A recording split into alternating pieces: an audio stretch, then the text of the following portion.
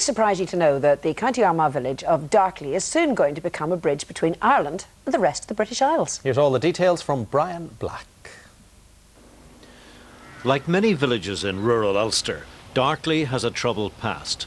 But today the emphasis is on the future. This community hall, a focal point for the former County Armagh mill village, now on the receiving end of a landscaping project that will introduce wildflowers and native trees to its grounds.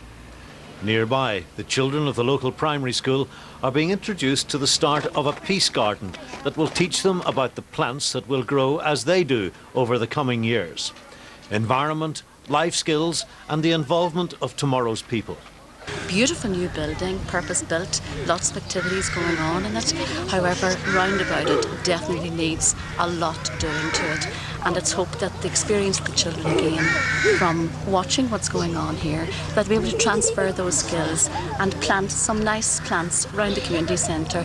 Since they will be the owners of that, it is community based, and it's hoped that the children will, by looking after them, will gain a sense of pride, and I suppose it will lead to the area not being vandalised as it has been in the past. You're actually standing in what will be Ireland, and cut out in the map of Ireland, and over there is going to be England, Scotland and Wales, and we're going to create a peace garden here in which people from Ireland and England can come and cross the bridge and meet each other.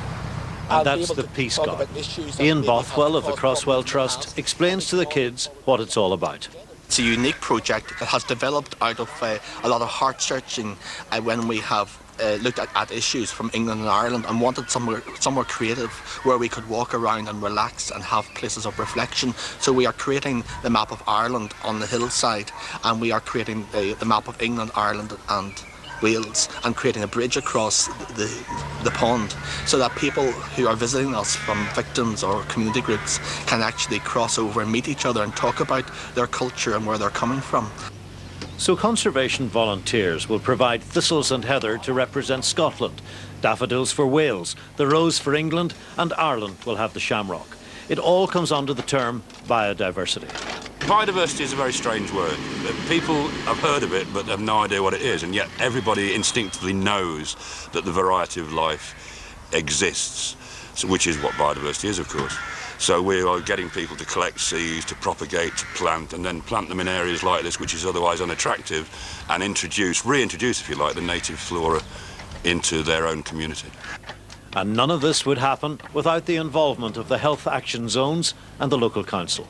What we've done, Brian, over a period of a couple of years, have identified across Armagh city and district area a number of local projects where we see a need to put some money in on the ground for local people to give them pride and give them ownership and put something back into communities such as Darkley. It'll take about 3 months for the Peace Garden to take shape. Hopefully we'll be back to see it when it happens. Now in part two, Gadgies and Gals.